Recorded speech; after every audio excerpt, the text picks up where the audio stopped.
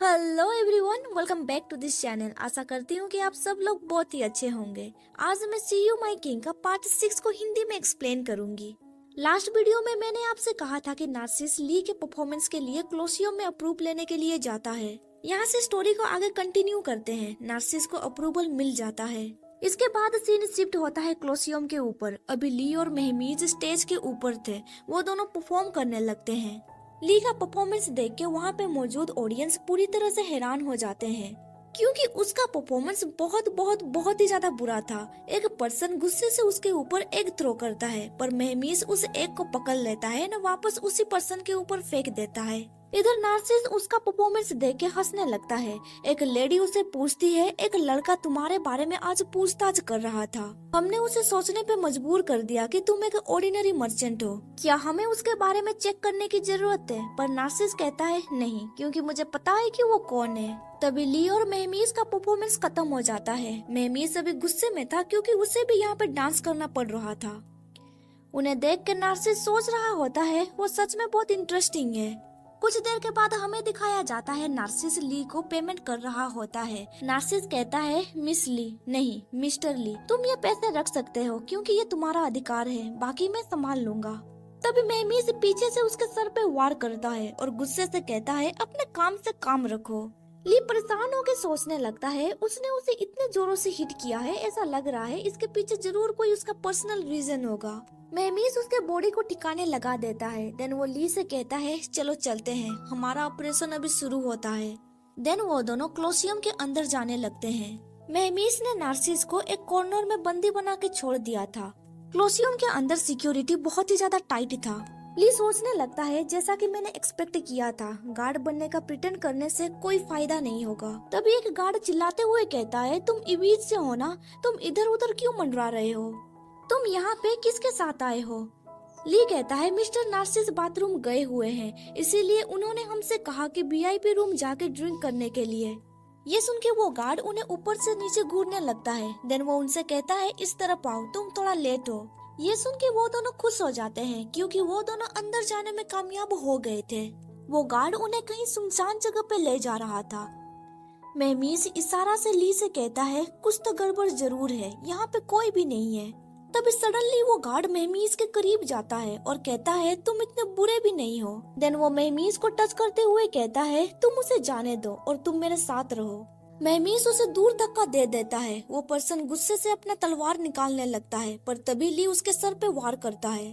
Then वो उस person को बांध देता है। देन घसीटते हुए उसे एक जगह पे बंद कर देता है। देन ली मेहमीस से कहता है, इसे दिल पे मत लेना।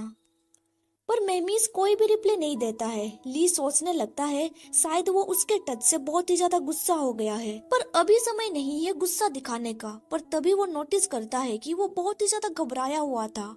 ली उसके करीब जाते हुए कहता है, मेरी ओर देखो, क्या तुम मुझे पहचान पा रहे हो? मेहमीस बहुत ही ज्यादा घबराया हुआ था। वो ली का हाथ पकड़ लेता है। ली उसके कंधे पे तपतपाते हुए कहता है, तुम्हें चिंता करने की जरूरत नहीं है, ये मैं हूँ, मैं तुम्हारे साथ यहीं पे हूँ। कुछ देर के बाद मेहमीस शांत हो जाता है और कब करते हुए कहता है, मैं बिल्कुल ठीक हूँ, तुम्हारा शुक्रिया। देन वो आगे कहता है, हमें अलग हो जाना चाहिए और यहाँ पे सब कुछ जल्दी से चेक करना होगा। तभी ली उसे रोकते हुए कहता है, जरा रुको, हम यहाँ पे आज परफॉर्मर्स आए हैं, हम लोग गार्ड्स को ऐसे नहीं मार सकते। अगर ज्यादा गार्ड्स यहाँ पे मिसिंग रहेंगे तो उन्हें शक हो सकता है। देन वो उस जगह को देखते हुए कहता है, इस फ्लोर पे बहुत सारे रूम्स हैं। बेसमेंट तक पहुँचने के लिए जरूर कोई हिडन वॉल होगा। क्या तुम्हारे पास कोई आइडिया है एंट्रेंस गेट तक पहुँचने का? मेहमीस कहता है, ये जगह बहुत ही बड़ा है, ऑर्डिनरी लोग इसके करीब भी नहीं आ सकते। इस जगह पे ना कि डेड सोल्जर को रखा जाता है, बल्कि उन्हें बनाया भी जाता है। ली कहता है, तो क्या तुम्हें कोई क्लू मिला? मेहमीस कहता है, मुझे पता है, तुम इसके बारे में जानते हो। वो दोनों स्लेब ट्रीटमेंट रूम के बारे में बातचीत कर रहे थे। इसके बाद हमें एक मैप दिखाया जाता है। इस मैप में जो रेड डॉट है, वहाँ पे ली और मेहमीस मौजूद थे, और जहाँ पे ब्लैक डॉट दिया गया है वो था ट्रीटमेंट रूम। पर वहाँ पे जाने से पहले उन्हें एंट्रेंस रूम के सामने से गुजरना होगा। वो दोनों ट्रीटमेंट रूम की ओर जाने लगते हैं। तभी वो देखते हैं कि दो गार्ड्स एक घायल पर्सन को ट्रीटमेंट रूम ले जा रहे थे। आज कोलोसियम में बीस्ट फाइटिंग हुआ था, जिसकी वजह से इस पर्सन को बहुत ही ज्यादा चोट लग गई थी। उस पर्सन को देख के ऐसा लग रहा था वो रात तक जिंदा नहीं बचेगा। ली इशारे से मेमीज को कहता है मुझे फॉलो करो। ट्रीटमेंट रूम जाने से पहले उन्हें एंट्रेंस गेट के सामने से गुजरना पड़ेगा। अगर कोई गार्ड उनसे पूछताछ करेगा तो वो दोनों कह देंगे कि वो परफॉर्मर से हैं। वो लोग उन सर्वेंट्स का पीछा करने लगते हैं। पीछा करते करते वो दोनों ट्रीटमेंट रूम के गेट तक पहुंच गए थे। मेमीज इशारा से कहता है हम दोनों पहुंच चुके हैं, यहाँ पे कोई भी गार्ड्स नहीं है, ये अच्छी बात है। पर वहाँ का डोर लॉक था। मेमीज उसे इशारे से कहता है जिस पर्सन के पास चाबियां थी क्या हम उसे पकड़ ले। ली उसे इशारा से कहता है नहीं, गार्ड्स हमें पकड़ भी सकते हैं, मुझे जरा इस लॉक को चेक करने दो। पर तभी वहाँ पे नार्सिस पहुँच जाता है और कहता है तुम इसे खोल नहीं सकोगे, पर मेरे पास उसकी चाबी है। उसे देख के ली बहुत ही ज्यादा शौक में पड़ गया था। मेमीज अपना वेपन निकाल के उसकी ओर हमला करने के लिए आगे बढ़ता है, पर तभी नार्सिस कहता है अगर तुमने मुझे मार दिया और मैं वहाँ पे मौजूद नहीं रहा तो फिर बाहर जो लोग मेरा वेट कर रहे हैं वो किसी को सिग्नल भेज देंगे। ये सुन के मेमीस उससे पूछता है तुम कौन हो और तुम चाहते क्या हो। नार्सिस कहता है मैं यहाँ पे अकेला आया हुआ हूँ, मैं बस ऑर्डिनरी ब्लैंकेट मर्चेंट हूँ और मुझे कोलोसियम के बारे में अजीबोगरीब स्टोरीज भी सुनने को मिली है, इसीलिए मैंने सोचा क्यों न इसके बारे में छानबीन की जाए। मैं बस उन मिस्टीरियस घोस्ट को देखना चाहता हूँ, मैं बस क्यूरियस हूँ। ये सुन के मेमीस और ली एक दूसरे को देखने लगते हैं। देन नार्सिस ली को की देते हुए कहता है मैं बस थोड़ा सा देखना चाहता हूँ। देन ली उस चाबी की मदद से डोर ओपन करता है। देन मेमीस नार्सिस को उस रूम के अंदर ढकेल देता है। वो स्टेज से नीचे गिर जाता है, जिसकी वजह से उसके बैक में पेन होने लगता है। तभी वो अपने सामने लाशों का ढेर पाता है, जिसकी वजह से उसे उल्टी होने लगती है। देन वो कहने लगता है मेरे लिए ये काफी है, मुझे यहाँ से बाहर निकलना होगा, मैं ये सब कुछ और हैंडल नहीं कर सकता। ली कहता है श्योर, पर क्या तुम्हें लगता है कि यहाँ पे जो चीज है वो तुम्हें बाहर जाने देगी? तभी नार्सिस सडनली अपने सामने एक लाश को देखता है, जिसकी वजह से वो बेहोश हो जाता है। मेमीज कहता है ये तो गया। ली कहता है अच्छा है, उसे इग्नोर करो। एक स्टोन की मदद से ली वहाँ पे उजाला करता है। वहाँ पे बहुत सारे डेड बॉडी पड़े हुए थे। वो कहता है ये डेफिनेटली उनका हेडक्वार्टर है। मेमीज कहता है यहाँ पे सारे लोग मर चुके हैं, क्या तुम्हें डर नहीं लग रहा? मेमीज कहता है ये सारे मर चुके हैं, क्या तुम्हें डर नहीं लग रहा? ली कहता है क्या डर? मैं तो डर से कांप रहा हूँ, तुम बता भी नहीं सकते। तभी मेमीज उसका हाथ पकड़ के रोक लेता है और कहता है जरा इस डेड बॉडी को देखो, इनके बॉडी में राख लगी हुई है। शायद ये वही ग्रुप है जो कुछ दिनों पहले हमारे मेंशन में हमला करने के लिए आए थे। देन मेमीज उस डेड बॉडी को लकड़ी से हिट करते हुए कहता है हम उसके दुश्मन हैं, फिर भी वो सो रहे हैं। लगता है इन्हें काम करवाने के लिए ऑर्डर देना पड़ता है। ली कहता है प्रॉब्लम को सॉल्व करने के लिए कोलोसियम के साथ हम इस जगह को भी उड़ा देते हैं, या फिर हमें चुप रह के सब कुछ सीक्रेटली करना होगा। मेमीज कहता है हमें चुप रहना चाहिए, हम इस जगह के ऊपर नजर रखेंगे, हम यहाँ पे कोई सीन क्रिएट नहीं कर सकते। अच्छा होगा कि कोई हमें नोटिस ना करे। मेमीज उसे स्मेल करने के लिए स्पाइसेस देता है, क्योंकि उन डेड बॉडीज से बदबू आ रही थी। ली सोचने लगता है डिनर करने के दौरान तुमने इसे चोरी कर लिया ना। मेमीज कहता है यहाँ पे पुराने डेड सोल्जर और कुछ नई लाशें भी है, जिसे अभी अभी यहाँ पे फेंक दिया गया है, पर ये पुराने डेड बॉडीज अभी तक सड़ी हुई नहीं है। यहाँ पे कुछ तो है जो इन्हें फ्रेश रख रहा है। मेमीज वहाँ पे वाटर को नोटिस करता है। वो ली से कहता है क्या ये चीज इसी ग्रीन वाटर की वजह से हो रहा है? ली कहता है ये ट्यूब से कनेक्टेड है। मेमीज कहता है ये वही ग्रीन लिक्विड है जो मांगा सिटी में शटर के पैलेस से हमें मिला था, तुमने भी इसे देखा था ना? ली कहता है हाँ। ली अपने बालों से हेयर एसेसरी को निकालने की कोशिश करता है, पर वो नहीं निकाल पा रहा था, इसीलिए वो मेमीज से कहता है क्या तुम मेरी मदद करोगे? ये मेरे बालों में उलझ चुका है। मेमीज उसकी मदद करता है, पर वो काम और भी बिगाड़ देता है। देन वो केयरफुल होके हेयर एसेसरी को निकालने लगता है। ली सोचने लगता है उसे मेरे बाल टच करने में कोई परेशानी नहीं हो रही है, ये अच्छी बात है। ली सावधानी से ढक्कन खोलता है। देन वो कुछ चीज उस पानी में डालने लगता है। ली कहता है मांगा सिटी में हमें जो सैंपल मिले थे मैंने उसकी जांच की थी, और उस लिक्विड को न्यूट्रलाइज करने के लिए मैंने एक सब्सटेंस भी बनाया था।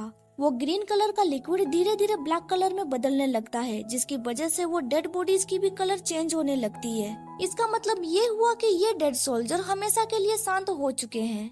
कुछ देर के बाद हमें नार्सिस को दिखाया जाता है। ली उसे अभी जगा रहा होता है। नार्सिस को होश आ जाता है। वो कहता है मैं यहाँ पे क्यों हूँ? क्या ये कोई सपना है? ली उससे पूछता है तुम्हें ये चाबी कहाँ से मिली? मुझे इसके बारे में बताओ, देन मैं तुम्हें जाने दूंगा। नार्सिस कहता है 2 पर्सन एक डेड बॉडी को लेके जा रहे थे। मैंने उनसे ये चाबी चुरा ली थी। जब मुझे होश आया तब मैं तुम्हें ढूंढने लगा। मैंने देखा कि तुम उनका पीछा कर रहे थे, इसीलिए मैं तुम्हारे पीछे पीछे आ गया। मैं यहाँ पे रहने वाले लोगों को जानता हूँ, पर तुम्हें पता नहीं था कि चाबी किसके पास होगी, पर मुझे पता था, इसीलिए मैंने उनसे चाबी छीन ली। तभी ली की को स्मेल करते हुए कहता है क्या सच में? नार्सिस कहता है ठीक है, अभी यहाँ से निकलने का वक्त आ चुका है। ये कहकर नार्सिस वहाँ से भागने लगता है, पर तभी ली उसके नेक पे डैगर रखता है। नार्सिस कहता है मिस्टर ली, क्या तुम अपने वादे से मुकर रहे हो? पर ली उसे विग देते हुए कहता है रिलैक्स, मैं तुम्हें नहीं मारूंगा। मैं तुम्हें ये सुनहरा विग दे रहा हूँ ताकि तुम इसे सही से रख सको। देन वो आगे कहता है तुम सिटी हेड के पास वापस चले जाओ और उनसे कहना कि उनके डेड सोल्जर्स अब चर्च के कंट्रोल में है। अगर सिटी हेड में थोड़ी सी भी अकल होगी तो वो अपनी सिंसियरिटी जरूर दिखाएंगे। ये सुन के नार्सिस हैरान में पड़ जाता है। देन वो आगे कहता है चूज एन वन, तुम्हें कब पता चला कि मैं सिटी हेड के लिए काम करता हूँ? ली कहता है क्या ये ऑब्वियस नहीं है? जब तुमने कहा कि हमें अंदर चलना चाहिए तो मुझे लगा कि तुम जितना दिखते हो उतना हो नहीं। तब मेरे पास सबूत नहीं था, इसीलिए मैं श्योर नहीं था। अभी मेरे पास जो की है ये पक्की सबूत है। ली उसे उस चाबी को स्मेल करने के लिए कहता है। नार्सिस कहता है इसमें से अच्छी खुशबू आ रही है। ली कहता है एग्जैक्टली, इसमें तुम्हारी इंसेंस की तरह ही खुशबू आ रही है। नार्सिस कहता है क्योंकि मैंने इसे वाइप किया था और ये बहुत देर से मेरे पास ही था। ली कहता है पर क्या इतने लंबे समय तक रहने से इसमें अच्छी खुशबू आएगी? आफ्टर ऑल ये जगह बहुत ही बदबूदार है, और जैसा कि तुमने कहा था जब वो सर्वेंट डेड बॉडी कैरी कर रहे थे तब तुमने उनसे ये चाबी चुरा ली थी। क्या तुम्हें नहीं लगता इन चाबी में से बदबू आनी चाहिए? पर ये चाबी शुरू से ही तुम्हारे पास ही थी। ये सुन के नार्सिस पूरी तरह से फ्रीज हो जाता है। देन ली आगे कहता है मैंने सुना था कि यहाँ पे बस 3 तरह के लोग ही एंटर कर सकते हैं। पहला है डेड बॉडी, सेकंड है परफॉर्मर्स और थर्ड है एग्जीक्यूटिव। देन वो नार्सिस की ओर पॉइंट करते हुए कहता है मैं सही कह रहा हूँ ना मिस्टर नार्सिस? नार्सिस कहता है आज ए चूजन वन, तुम काफी स्मार्ट हो। ली कहता है जबकि तुम्हें पहले से ही पता था कि मैं चूजन वन हूँ, फिर भी तुमने ये नाटक क्यों किया? नार्सिस कहता है तुम मुझे गलत समझ रहे हो। मेरी असली पहचान लोगों से छुपी हुई है और यहाँ के लोग सोचते हैं कि मैं बस एक रेगुलर मर्चेंट हूँ। तुम्हारे साथ सीक्रेटली कोलैब करने के लिए सिटी हेड ने मुझे ऑर्डर दिया था। देन वो आगे कहता है जब हेड किंग को क्लोशियम दे रहे थे अपने डेड सोल्जर्स को रखने के लिए, तब वो किंग के लापरवाह तरीके के बारे में चिंता करने लगे जो उनकी सेल्फ डिस्ट्रक्शन का कारण बन सकती थी। वो किसी तरह किंग पर लगाम लगाना चाहते थे, लेकिन वो इसमें असफल रहे जब तक कि चर्च ने आपको नहीं भेजा। तुम देखो ये सबकी भलाई के लिए है। ली कहता है तुम बस इधर उधर दिखा रहे हो और किंग के साम्राज्य को बिखारना चाहते हो। तुम्हारी नजर बस एक टुकड़े पे है ना? देन वो आगे कहता है बुरी बात ये है कि अब वो डेड सोल्जर्स मेरे कमांड पे चलेंगे। देन मैं अगेन बता रहा हूँ अगर हेड को भी शेयर चाहिए तो चर्च को उन्हें सिंसियरिटी दिखानी होगी। मैं भी सोच रहा होता है तुम झूठ बोल रहे हो, तुम उन्हें कमांड नहीं दे सकते। नार्सिस कहता है चूज एन वन, तुम बहुत ही घमंडी बन रहे हो। याद रखो कि तुम अभी भी क्लोशियम में ही हो। ये सुन के ली उसे कोई भी रिप्लाई नहीं देता है। देन वो नार्सिस को धक्का देते हुए कहता है रोकी चलो यहाँ से चलते हैं। देन नार्सिस उसे रोकते हुए कहता है हमें किसी की अटेंशन खींचने की जरूरत नहीं है, हम अभी भी डिस्गाइज में हैं। तुम डांसर हो और वो तुम्हारा सर्वेंट है और मैं एक मर्चेंट हूँ। देन वो आगे कहता है हेड चर्च के साथ एकता से काम करेंगे, मैं तुम्हारे अगेंस्ट कुछ भी नहीं करूँगा, हम दोस्त है ना मिस्टर ली? ली कहता है ठीक है हमें डिस्गाइज में ही रहना होगा, पर इसके साथ तुम्हें कुछ और भी ऐड करना होगा। तुम्हें लोगों को भरोसा दिलाना होगा कि रॉकी बीमार पड़ गया था, तुम्हें बहुत बुरा लगा इसीलिए तुमने उसे पूरे रास्ते कैरी किया था। ये सुन के नार्सिस शौक में पड़ जाता है। देन वो मेमीज को देखते हुए कहता है, मैं क्यूरियस हूँ, तुम्हारा वेट कितना है? मेमीज कहता है, क्या तुम्हें ये मजाक लग रहा है? नार्सिस कहता है, मिस्टर ली, तुम मेरे साथ मजाक क्यों कर रहे हो? मेमीज कहता है, क्या तुम्हें ये मजाक लग रहा है? नार्सिस कहता है, मिस्टर ली, क्या आप मुझसे मजाक कर रहे हैं? मेरी एडमायरेशन आपके लिए सच्ची है। मेमीज कहता है, तुम कब तक इस हवा में बातें करते रहोगे? ये सुन के नार्सिस मेमीज को घूरने लगता है। देन वो आगे कहता है, इस दुनिया के लिए तुम चूजन वन के बस एक गार्ड हो, पर मैं जानता हूँ तुम सिर्फ उसके सर्वेंट नहीं हो। मेमीज कहता है, क्या मैं नहीं बन सकता? नार्सिस कहता है, नहीं, क्योंकि वो तुम्हें लाइक करता है। ये सुन के मेमीज हैरान हो जाता है। नार्सिस आगे कहता है, मैंने कभी भी एक मास्टर को सर्वेंट के प्यार में पड़ते हुए नहीं सुना है, आखिर तुम कौन हो? ये सुन के मेमीज कहता है, तुम्हारी नजर ली पे है ना, पर तुम उसके लायक नहीं हो। ये सुन के नार्सिस गुस्सा करने लगता है। देन वो दोनों एक दूसरे से झगड़ा करने लगते हैं। कुछ देर के बाद हमें दिखाया जाता है, ली कोलोसियम से बाहर निकल रहा होता है। बाहर अंधेरा हो चुका था, इसीलिए ली सोचने लगता है, मैं घर जाके रेस्ट करूंगा, देन कल मैं चर्च विजिट के लिए जाऊंगा। देन वो पीछे पलट के मेमीज और नार्सिस को देखता है। वो दोनों ठंड से कांप रहे थे। मेमीज ली को शर्ट पहनाता है। ली कहता है, फाइनली तुम दोनों आ ही गए। मेमीज कहता है, हाँ, उसकी वजह से गार्ड ने हमें नहीं रोका।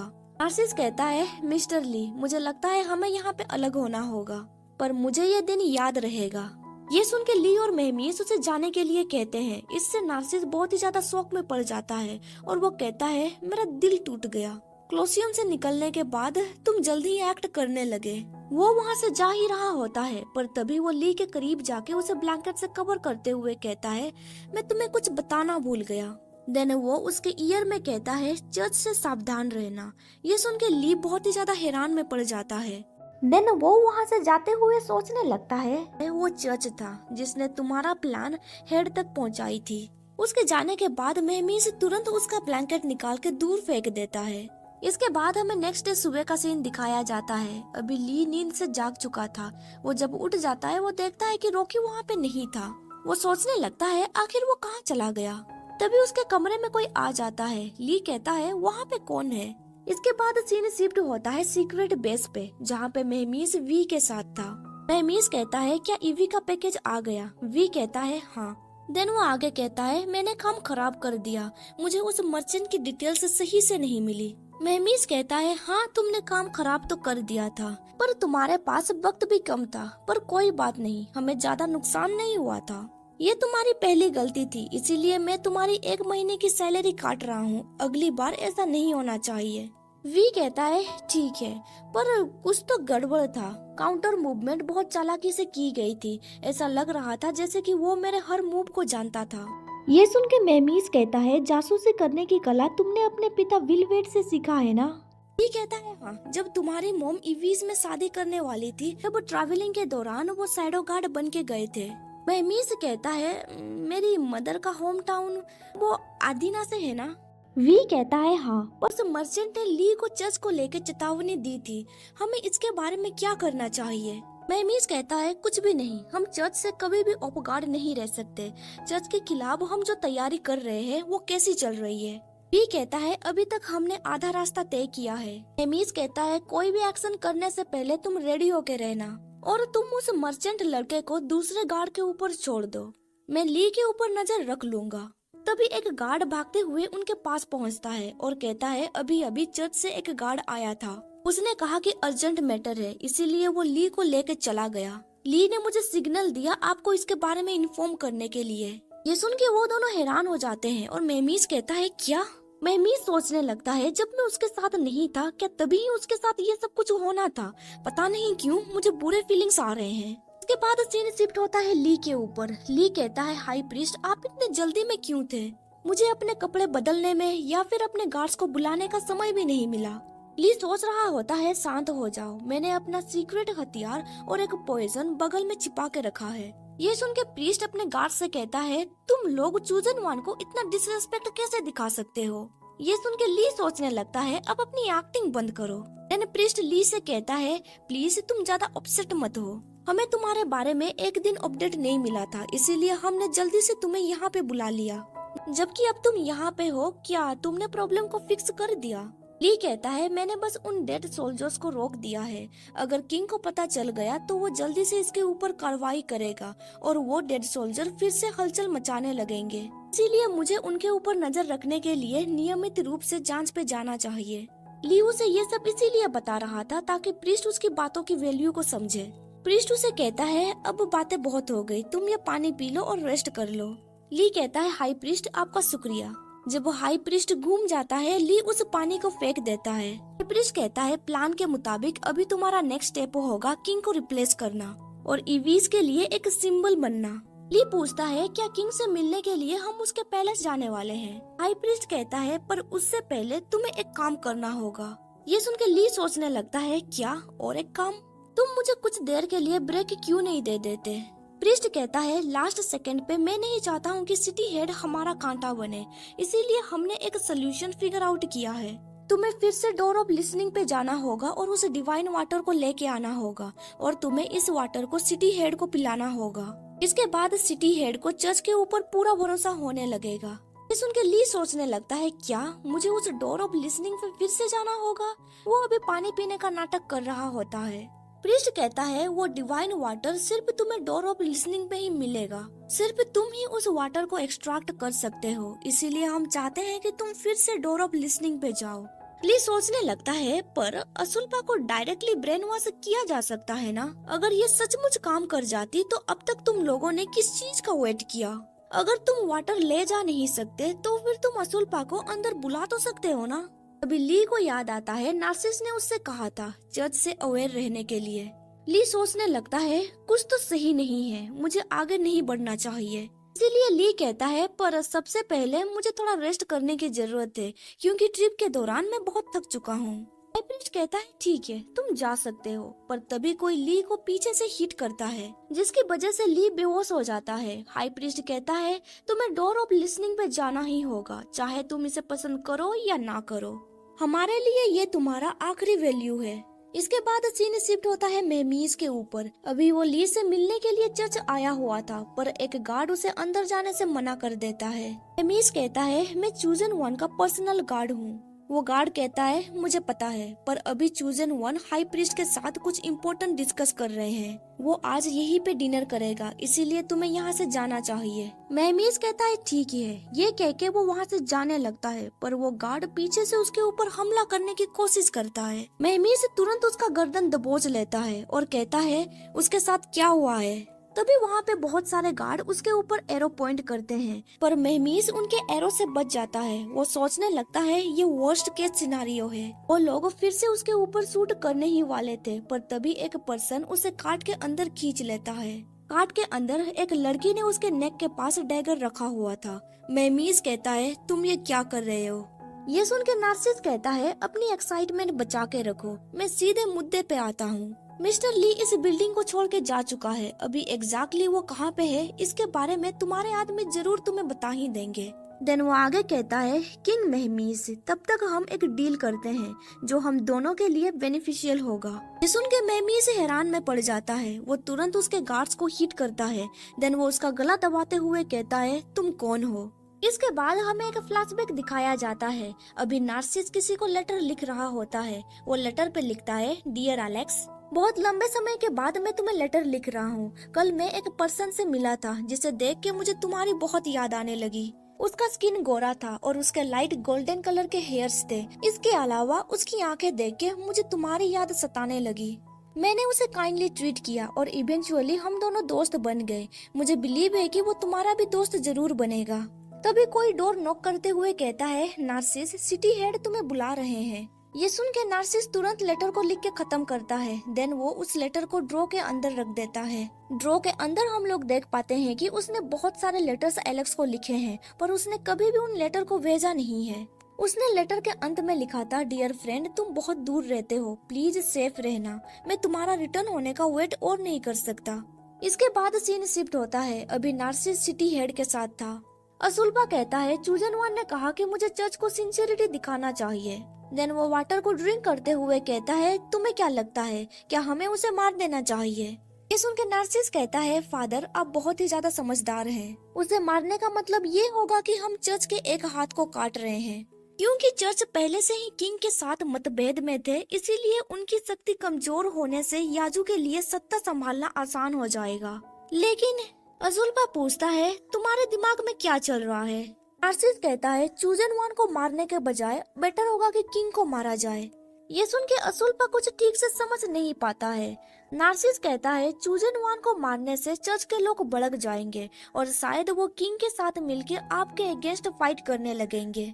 चर्च के बिना याजू फेरिस लोगों का हार्ट जीत नहीं सकता।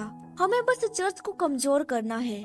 अभी किंग अपने डेड सोल्जर्स को हार चुका है। अभी उसके पास पावर नहीं है चर्च के अगेंस्ट फाइट करने का।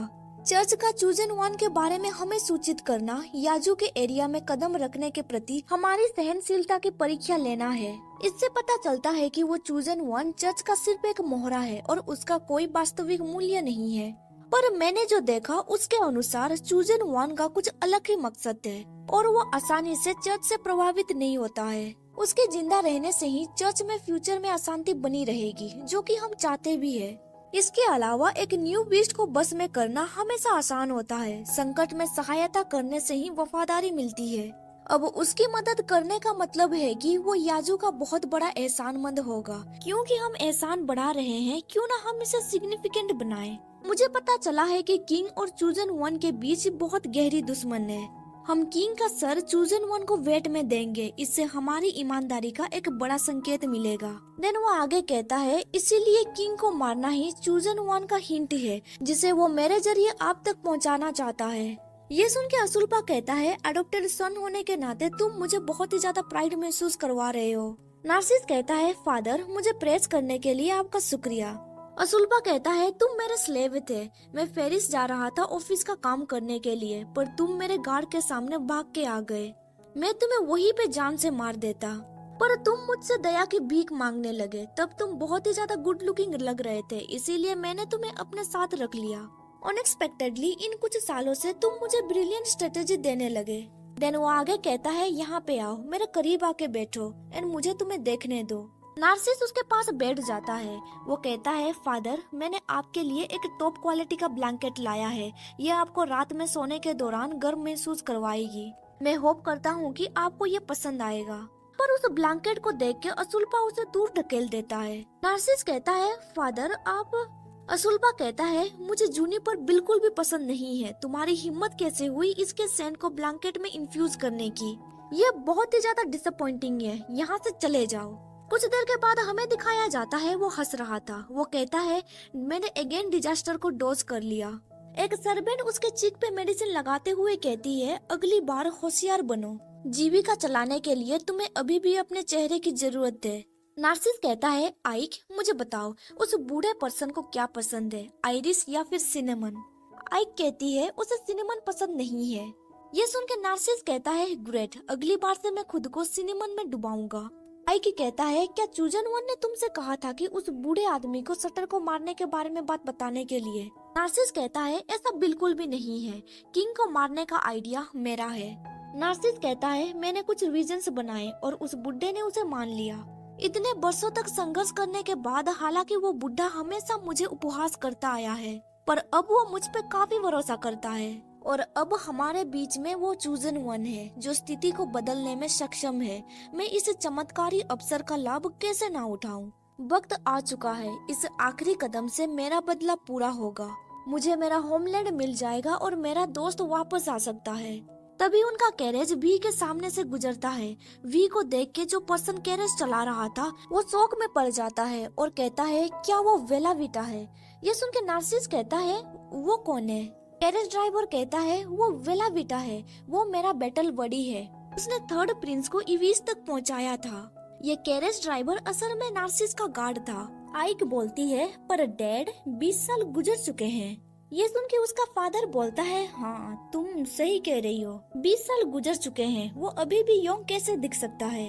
वी को देख के आई कहती है, ये तो वही गार्ड है जिसे तुम्हारे बारे में इन्वेस्टिगेशन करने के लिए कहा गया था। अभी वो डिस्गाइज है, पर मैं उसे देख के पहचान गई। ये सुन के नार्सिस हैरान हो जाता है। वो सोचने लगता है, अगर थर्ड प्रिंस का गार्ड वेलाविटा था और वेलाविटा का बेटा रॉकी का गार्ड है, तो फिर उसे रियलाइज होता है ये जो रॉकी है असल में वो किंग मेहमीस है।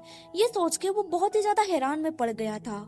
इसके बाद सीन शिफ्ट होता है, हमें ली को दिखाया जाता है। वो अभी एक केव में था जहाँ पे उसे बांधा गया था। उसके सामने एक बड़ी सी खाई थी। उसके सामने प्रीस्ट था। वो कहता है डोर ऑफ लिसनिंग के और भी अंदर एक केव छुपा हुआ है। तुम यहाँ पे लास्ट टाइम नहीं आए थे। यहाँ पे हमारे गॉड सोए हुए हैं। उनका ब्लड को हम वाटर में मिक्स करते हैं। जो पर्सन इस वाटर को पीता है उनके मन से इम्प्योर थॉट्स निकल जाते हैं और उनमें अटूट भक्ति उत्पन्न होती है। फिर भी तुमने अपनी इच्छा शक्ति बरकरार रखी है। लेकिन क्या तुम्हें याद है कि तुमने इस वाटर को पिया था? ली अभी भी डिजी फील कर रहा होता है। उसका पॉइजन और हथियार दोनों छीन लिए गए हैं। अभी वो सोच रहा होता है मुझे कोई रास्ता निकालना होगा। प्रीस्ट कहता है इस डिवाइन वाटर का प्रोडक्शन जारी रखने के लिए उसे अपना वरदान पुनर्प्राप्त करना होगा। इसीलिए जो इस डिवाइन वाटर को 42 डेज तक कंज्यूम करेगा उसे वापस गॉड के पास जाना होगा और उसे अपने होली ब्लड को गॉड को ऑफर करना होगा। देन वो आगे कहता है इसी रीजन की वजह से हम डिवाइन वाटर ड्रिंकर को सिलेक्ट करते हैं क्योंकि उन्हें बाद में सैक्रिफाइस किया जाएगा। ये सुन के ली सोचने लगता है क्या सैक्रिफाइस किया जाएगा? ली कहता है इसका मतलब ये हुआ कि मेरी लॉयलिटी चर्च के लिए कुछ भी मायने नहीं रखती है। तुमने मुझे कभी भी ट्रस्ट नहीं किया था। हाई प्रीस्ट डैगर निकालते हुए कहता है चर्च तुम पे ट्रस्ट करती है। पेरिस के लोग तुम्हें दिल से ऊंचा समझते हैं। ये इसीलिए है क्योंकि उनमें चर्च के ऊपर आस्था है। लेकिन आज के बाद से सुनहरे बाल और लाल आंखों वाला कोई और पर्सन को चूजन वन की विरासत मिलेगी। वो आगे चिल्लाते हुए कहता है तुम्हारा आज आखिरी कंट्रीब्यूशन होगा। तुम्हारा खून बह के नीचे मौजूद एक देवता के साथ मिल जाएगा। ली सोचने लगता है वो मेरी मौत की साजिश रच रहा है। वो पीठ से कहता है मैं गॉड से बात कर सकता हूँ। तुम मुझे गॉड के पास भेज रहे हो, क्या तुम्हें चिंता नहीं है? मैं तुम्हारा खुलासा वहाँ पे कर दूंगा।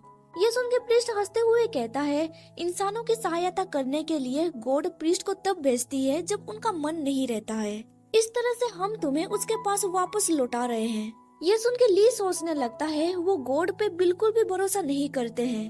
अपना मकसद पूरा करने के लिए वो गॉड को बस एक टूल की तरह इस्तेमाल कर रहे हैं, जैसे कि वो मेरे साथ कर रहे हैं। वो सोच रहा होता है अभी मैं क्या करूं? तभी वहाँ पे वी आ जाता है और उस हाई प्रीस्ट को कहता है हिलने की कोशिश मत करना, नहीं तो तुम मारे जाओगे। उसे देख के ली सोचने लगता है मैंने उससे कहा था डोर ऑफ लिसनिंग तक एक अलग टनल बनाने के लिए। उसने तब बस आउटर लेयर तक की खुदाई की थी। उसे इनर लेयर के बारे में बिल्कुल भी पता नहीं था। पर इस समय अभी वो इनर लेयर के अंदर है जहाँ पे उसे इन्वेस्टिगेशन करना नहीं था। पर वी ने ऐसा क्यों किया? क्या इसका मतलब ये हुआ कि वो एक्सपोज हो चुका है?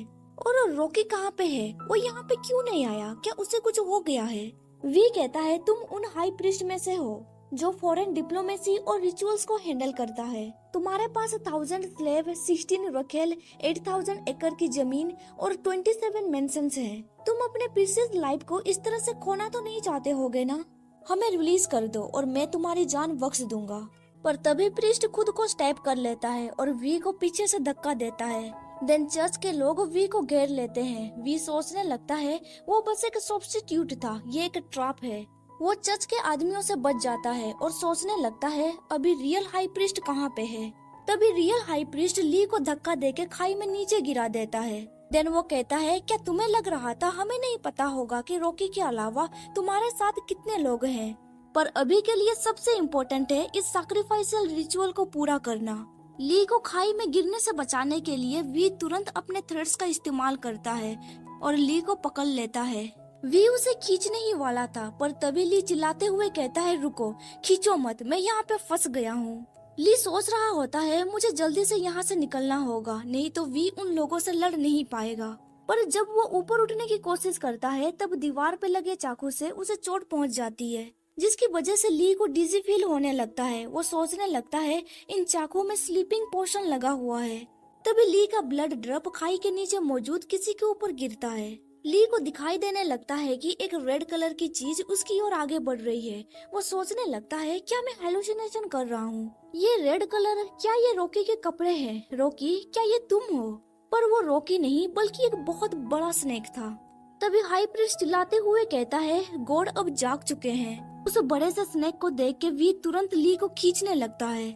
पर तभी एंट्री होती है मेमीज की। मेमीज उस स्नेक की आंखों पे वार करता है, इसकी वजह से वो स्नेक चटपटाने लगता है। देन मेमीज ली को आजाद करके उस खाई से बाहर निकालता है। उसे देख के ली कहता है, रॉकी मुझे पता था ये तुम ही होगे। उसे इस तरह से घायल हालत में देख महमीज को बहुत ही ज्यादा बुरा लग रहा होता है। तभी वी चिल्लाते हुए कहता है, तुम्हारे पीछे देखो। वो स्नेक महमीज की ओर ही आगे बढ़ रहा होता है। तभी वी उसे एक तलवार देते हुए कहता है, इसे पकड़ो। तलवार की मदद से महमीज उस स्नेक को जान से मार देता है। ये देख के प्रिंस चिल्लाते हुए कहता है, हमारे गॉड, आखिर तुम होते कौन हो?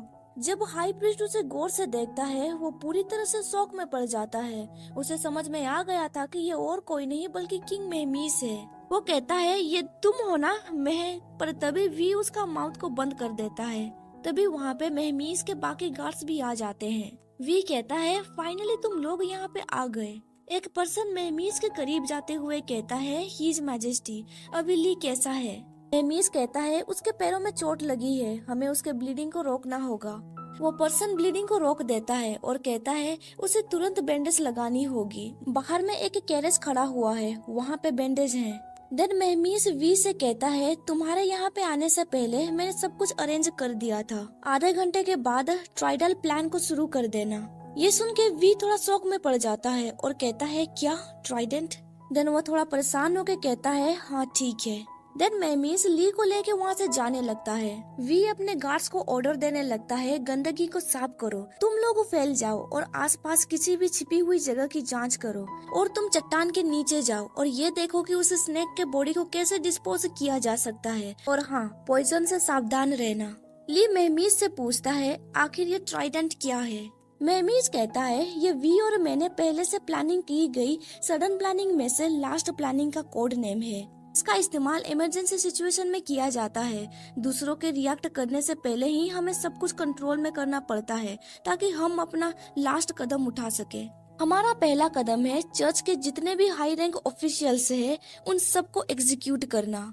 ये सुन के ली कहता है, क्या फाइनल मूव तुम्हें सबको एग्जीक्यूट करना होगा? तभी ली को उन चर्च मेंबर की चीखने चिल्लाने की आवाज आने लगती है। वो सोचने लगता है ये एक हार्श रियलिटी है और ये इवीज में 3500 साल पहले हुई थी। क्या मैं इतना सिग्निफिकेंट और पावरलेस हूँ? ली कहता है, मुझे माफ करना, मैं बहुत भोला था। हालांकि मुझे चर्च से सावधान रहने की चेतावनी दी गई थी, फिर भी मैंने भोलेपन से सोचा कि वो मुझे छू भी नहीं सकते। मुझे विश्वास था कि मैं इतना स्मार्ट हूँ कि उनके इरादे को समझ सकता हूँ, पर उन्होंने मुझे बंदी बना लिया। मुझे उसी समय उनसे भिड़ने का निर्णय कर लेना चाहिए था जब मुझे कुछ गड़बड़ महसूस हुई थी। मैं एरोगेंट था जिसने तुम्हें इस स्थिति के लिए तैयार नहीं किया। ये सब कह के वो कांपने लगता है। महमीज कहता है, माफी तो मुझे तुमसे मांगनी चाहिए, मुझे तुम्हें अपनी नजरों से दूर नहीं करना चाहिए था। देन वो ली को कैरेज के पास ले जाता है और कहता है, अभी वक्त आ चुका है, हमें चर्च के साथ डेथ तक लड़ना होगा, पर ये हमारे एक्सपेक्टेशन से जल्दी हो गया। देन वो ली को कैरेज में बिठाते हुए कहता है, तुम एक सिक्योर एनवायरनमेंट में पले पड़े हो, तुम कुछ हद तक क्लेवर हो। कुछ महीनों पहले तुम किसी को मार भी नहीं पाते थे, अब तक तुमने जो भी किया तुमने सब कुछ ठीक किया। ली सोचने लगता है, हालांकि तुम मुझे कंफर्ट करने की कोशिश कर रहे हो, पर ये सब कुछ सुन के मुझे थोड़ा एम्बेरस लग रहा है। देन महमीज अपना विग उतारते हुए कहता है, जैसा कि मैंने कहा, तुम्हें अपनी जगह पे जाना होगा। ये किंग इस आर्मी को लीड करेगा तुम्हें सपोर्ट करने के लिए। आखिर तुम किस चीज से डर रहे हो? देख के ली कहता है, क्या तुम श्योर हो कि तुम्हें अब प्रिटेंड करने की जरूरत नहीं है? महमीज कहता है, मुझे अभी और डिस्ट्रैक्शंस की जरूरत नहीं है, अभी हमें टाइम के साथ रेस करना होगा। देन वो ली के करीब जाते हुए कहता है, तुमने मुझे पहले से ही रिकॉग्नाइज कर लिया था, इसके लिए तुम्हें पनिशमेंट तो जरूर मिलेगा। तुम टेम्पररी के लिए इसे डोज कर सकते हो, पर हमेशा के लिए नहीं। मैं इसके बारे में तुमसे बाद में बातचीत करूंगा। ली कहता है, हाँ ठीक है, अभी हमें अर्जेंट मैटर्स के ऊपर फोकस करना चाहिए। देन महमीज उसके पैरों में पट्टी लगाते हुए कहता है, जब मैंने उस मर्चेंट के कैरेज को छोड़ा तब मैंने अर्जेंटली ट्राइडेंट ऑपरेशन अरेंज किया, इसीलिए मैं लेट हो गया। इसके बाद हमें अपने फोर्सेस को 3 भागों में बांटना होगा।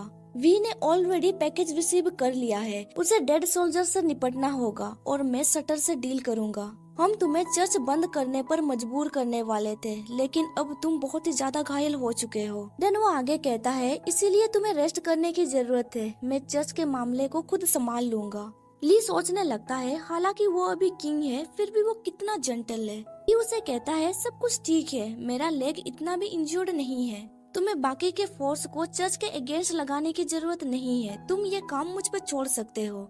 मेमीज कहता है नहीं। ली कहता है मुझे एक मौका दे दो खुद को सुधारने का। देन वो सीरियस होकर कहता है सिर्फ मैं ही ऐसा पर्सन हूँ जो इसमें होने वाले नुकसान को कम कर सकता हूँ। तुम्हारे पास भी कुछ काम है जिसके लिए तुम्हें पर्सनली और पूरे दिल से उसका सामना करने की जरूरत है। ये सुन के मेमीज उसके फेस को टच करते हुए कहता है ठीक है। देन वो उसके करीब जाते हुए कहता है तुम्हें खुद को ज्यादा पुश नहीं करना है और याद रखना तुम्हें सेफली मेरे पास आना होगा। ये सुन के ली हैरान हो जाता है। मेमीज कहता है ठीक है अभी मुझे जाना होगा। तभी ली उससे कहता है हमारे एग्रीमेंट को याद रखना, अगली बार जब हम मिलेंगे तुम्हें मुझे आंसर देना होगा। ये सुन के मेमीज ब्लश करते हुए कहता है हाँ मैं दूंगा। ली कैरेज लेके चर्च की ओर जाने लगता है। उसके जाने के बाद वी कहता है आधी से भी ज्यादा चर्च की पावर हमारे कंट्रोल से बाहर है। यहाँ तक कि ली चर्च के साथ मामले को सुलझाने के लिए आगे बढ़ती है, फिर भी वहाँ पे सटर और असूलपा रहेंगे। देन वो आगे कहता है 3 दिक्कतों में से बस 2 ही बचे हैं, पर हम एनिमी के नजरों में पूरी तरह से एक्सपोज्ड हो चुके हैं। क्या आपको नहीं लगता ट्राइडेंट का इस्तेमाल करके हम कुछ जल्दबाजी कर रहे हैं? मेमीज कहता है नहीं, मैंने एक पर्सन से डील किया है जिसके ऊपर हम थोड़ा बहुत भरोसा कर सकते हैं। देन मेमीज आगे कहता है आज से 3 दिक्कतों में से बस 1 दिक्कत बची रह जाएगी। इसके बाद हमें एक फ्लैशबैक दिखाया जाता है जब मेमीज ने नार्सिस का गला दबाया था, तब नार्सिस कहता है फिलिप्स। ये सुन के मेमीज कहता है तुम्हें इस वर्ड के बारे में कैसे पता चला? नार्सिस कहता है ऑफ कोर्स मुझे इस नाम के बारे में पता है क्योंकि ये मेरा पिता का नाम है। मेरे पास एक रिंग है जहाँ पे एक नाम लिखा गया है, उस रिंग को तुम्हारी मॉम हमेशा सजा के रखती थी। देन नार्सिस उसे वो रिंग दिखाता है, वहाँ पे ग्लिनिस लिखा हुआ था। वो कहता है ये तुम्हारी मदर का नाम है ना? देन वो आगे कहता है मेरे फादर हमेशा इस तरह का रिंग पहनते थे जो उनकी सिस्टर के साथ सिमिलर थी। हालांकि जब वो फॉरेन लैंड में स्लेव बन गए और उन्हें अपना नाम छुपाने की जरूरत पड़ी, फिर भी वो अपना एग्रीमेंट अपने सिस्टर से नहीं भूले। उसके फादर अपने सिस्टर से यानी कि मेमीज के मदर से ये वादा किया था कि अगर वो एक बार सिंहासन पे बैठ जाएंगे तो वो वापस इवीज जाएंगे और उन्हें वापस लेके आएंगे। मेमीज को याद आने लगता है एक बार उसने अपनी मॉम से पूछा था आपने मेरा नाम हर्मिस क्यों रखा है? तब उसकी मॉम ने कहा था ये मेरा होम टाउन है, हर्मिस का मतलब है मैसेंजर। मैं हमेशा अपने होम टाउन से एक लेटर का वेट करती रहती हूँ। उस रिंग को देख के अभी मेमीज पूरी तरह से खोया हुआ था। नार्सिस कहता है मुझे दुख के साथ कहना पड़ रहा है, मेरे पिता सिंहासन पे बैठने से पहले ही मर गए, पर उन्होंने मुझे एक नोबेल मिशन दिया था। मैं इधर उधर भटकता रहता हूँ ताकि मुझे मिस्टीरियस आंट के बारे में पता चल जाए। तभी मेहमीज कहता है वो बहुत लंबे समय पहले गुजर चुकी है। ये सुन के नार्सिस से हैरान हो जाता है। देन वो आगे कहता है जैसा कि मैंने एक्सपेक्ट किया था, इसी रीजन की वजह से मुझे उनके बारे में कोई भी इन्फॉर्मेशन नहीं मिल रही थी। जब तुम्हारे पास वक्त होगा मुझे बता देना कि वो कैसे मरी, ताकि मैं होम टाउन जाके उन लोगों को एक्सप्लेन कर सकूं जो उन्हें मिस कर रहे थे। ये सुन के मेहमीज कहता है क्या अभी भी आदेन में कुछ लोग हैं जो उन्हें मिस करते हैं? नार्सिस कहता है माई लिटिल कजन और इवीज का किंग, मैं तुम्हें इसके बारे में नहीं बताने वाला। इसे पता तुम ये क्वेश्चन किस रीजन से पूछ रहे हो? मेहमीज थोड़ा गुस्से से कहता है पर मुझे लगता है कि मैं तुमसे बड़ा हूँ। नार्सिस कहता है मैं 27 इयर्स का हूँ। नार्सिस कहता है मेरा एज 27 है, जबकि मेहमीज 26 इयर्स का था। वो सोचने लगता है क्या मैं ओल्ड दिखता हूँ? तभी नार्सिस का गार्ड एक पर्सन को खींचते हुए कहता है ये पर्सन हमारे कैरेज पे चिपका हुआ था, लगता है ये पर्सन इस बड़े लड़के के साथ आया हुआ है। उस पर्सन को देख के नार्सिस कहता है वो बंदा आ ही गया, ये तुम्हें बताएगा अभी ली कहाँ पे है। वो गार्ड पूछने लगता है आखिर ये लोग कौन है? मेहमीज नार्सिस से कहता है मुझे बताओ तुम्हें क्या चाहिए? नार्सिस कहता है हाँ मुझे लगता है मैंने तुम्हारा थोड़ा सा ट्रस्ट जीत लिया है।